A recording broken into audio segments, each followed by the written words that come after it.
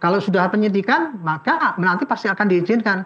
Dari hasil itu pemeriksaan itulah, maka kemudian polisi akan melanjutkan apakah mengejar orang yang lain kalau memang diperkirakan itu dibunuh, atau ini memang karena bunuh diri ataupun apa kecelakaan atau apa. Itu nanti penyidikan selanjutnya. Tapi kuncinya sekarang adalah polisi mutlak butuh mengetahui kenapa orang itu meninggal, dan kemudian kalau meninggal itu apakah meninggalnya itu karena memang dalam tanda petik itu tadi mati wajar atau karena ada tindak Dokter pidana. Budi, dalam scientific Kalau crime sampai investigation seperti tadi yang disebutkan oleh Pak Arianto dan nantinya akan mengarah ke sana, itu kan gabungan dari bukti medis, forensik, keahlian Anda, dan juga kronologi kejadian ketika hidup dan ketika ditemukan sudah meninggal dunia.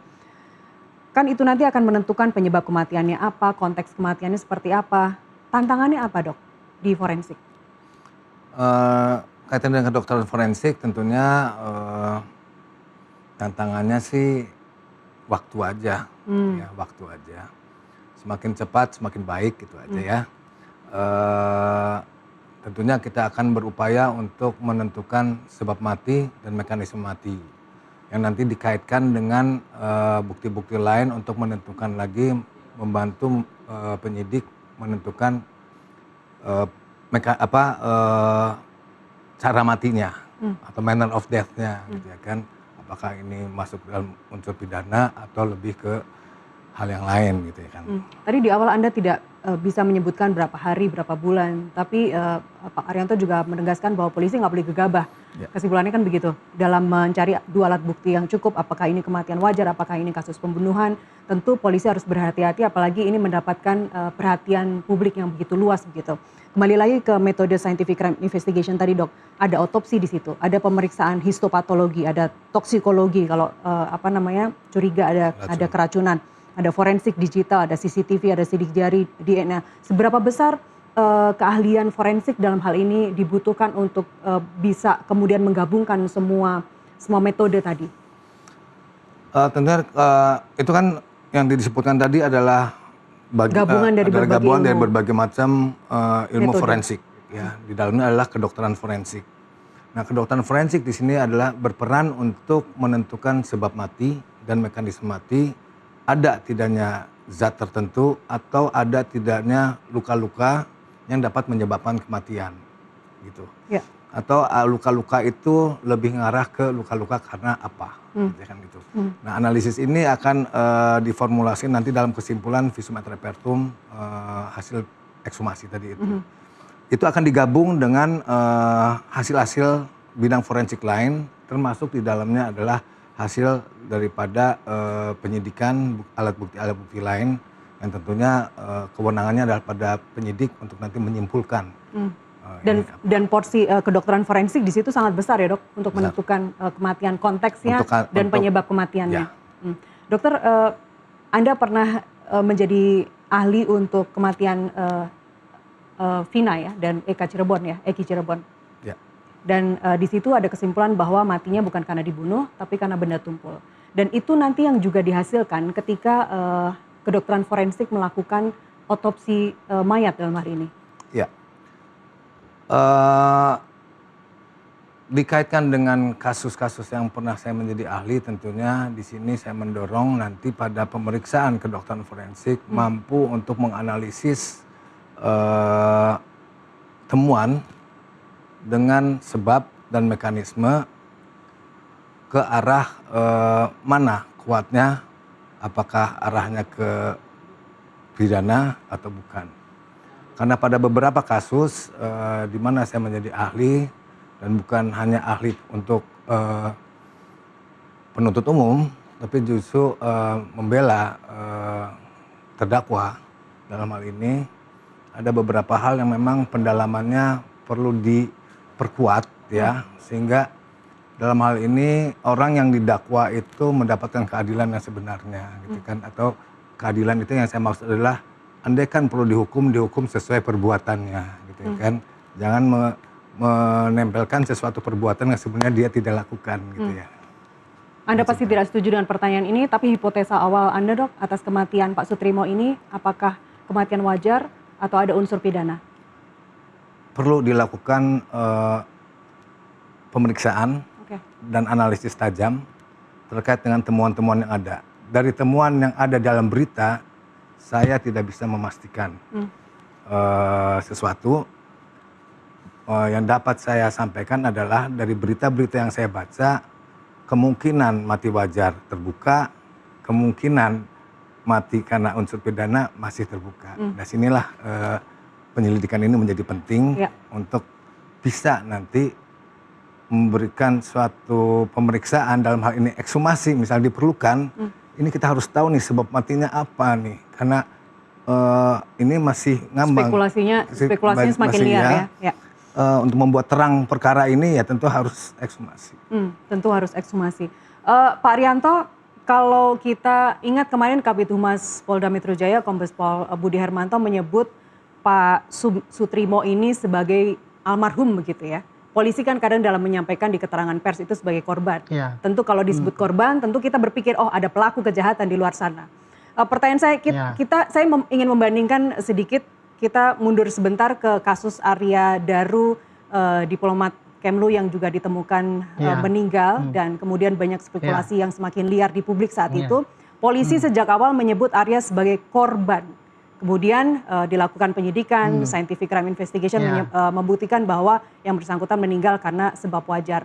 Apa yang Anda tangkap dalam dari keterangan polisi tersebut? Apakah ini soal teknik komunikasinya saja atau sebenarnya soal bukti yang memang belum cukup kuat, Pak Arianto? Kalau membandingkan dua itu ya dulu, Arya Daru itu kan saya juga mengikuti itu. Polisi mengatakan itu setelah ada keterangan daripada hasil forensik kan. Setelah diadakan gelar pemeriksaan itu, kemudian diperiksa hasil forensik sehingga waktu itu sampai menunggu berapa hari itu, barulah polisi menyimpulkan bahwa itu keterangannya seperti itu secara saintifik, mengatakan bahwa orang itu memang katanya istilahnya itu tidak ada tanda kekerasan kan, itu di situ tidak ada orang lain gitu. Tapi kan kemudian waktu itu dibantah oleh pihak keluarga. Nah, polisi kan kemudian tetap aja melakukan penelitian atau penyelidikan lebih lanjut, tapi tetap saja tidak didapatkan bukti-bukti yang otentik gitu. Sehingga ya sudah, itu kasus ini dianggap sudah apa adanya dari keputusan yang diumumkan pada saat gelar itu. Nah, berbeda dengan sekarang ini. Sekarang ini kan masih dalam penyelidikan. Polisi belum bisa menjawab ini orang ini meninggalnya karena apa. Tadi Pak Dokter mengatakan kuncinya adalah hanya dari otopsi. Apa dokter ahli pun bisa mengetahui ini setelah mengadakan otopsi dan kemudian memeriksa toksikologi yang di dalam itu, kemudian bisa menyimpulkan orang ini meninggalnya karena ini. Belum tahu apakah ini orang lain apa tidak gitu. Kan gitu. Nah, polisi makanya sekarang untuk mencapai ke situ tidak bisa hanya sampai penyelidikan, nggak akan mungkin. Harus sudah kabar penyidikan. Alasannya apa? Kita butuh untuk otopsi itu butuh pelaporan pada hakim. Kalau sudah penyidikan, maka nanti pasti akan diizinkan.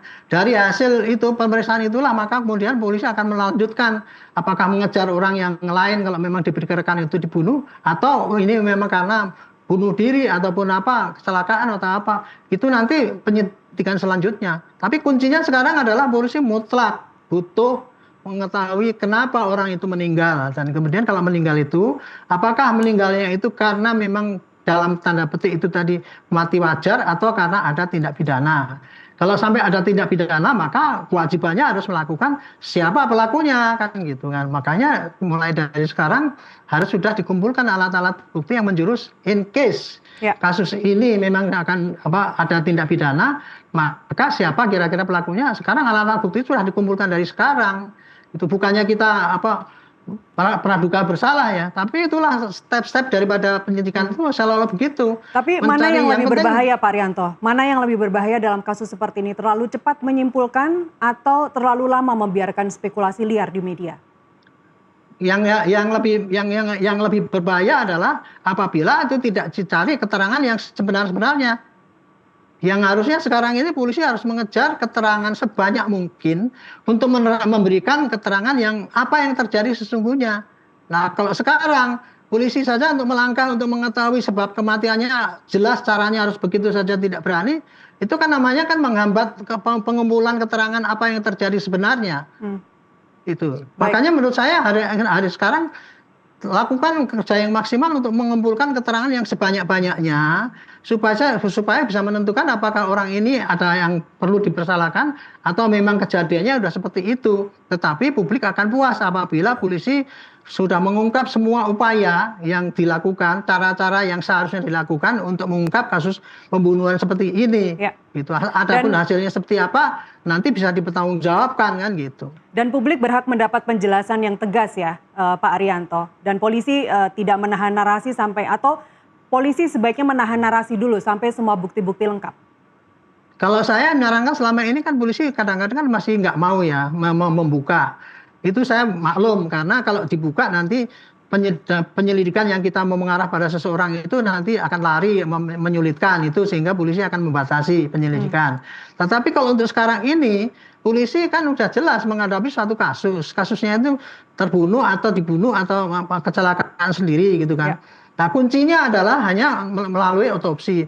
Dia kerjakan itu dulu supaya kita bisa mendapatkan keterangan yang lebih lanjut untuk menjawab kasus ini apa yang terjadi.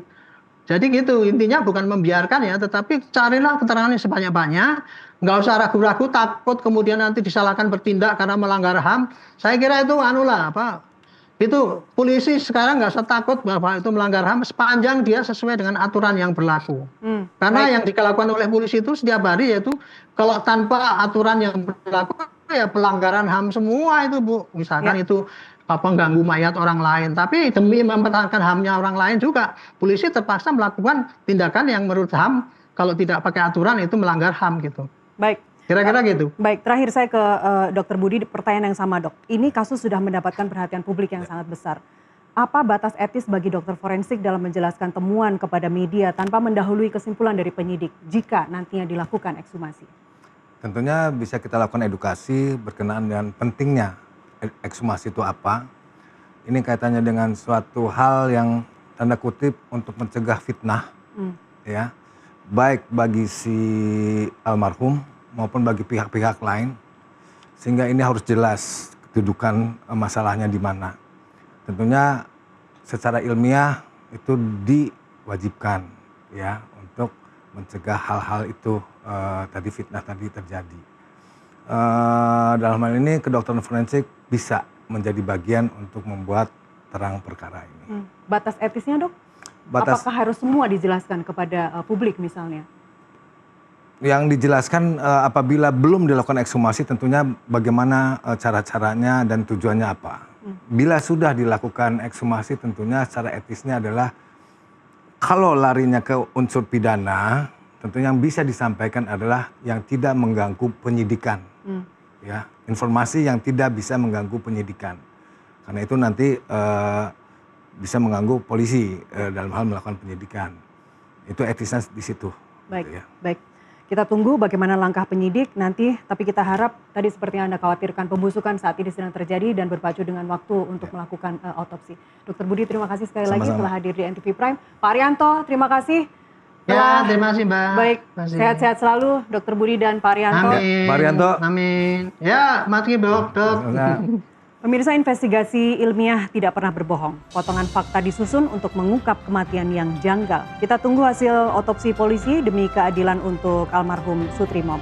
NTV Prime masih akan kembali dengan informasi lainnya usai jeda.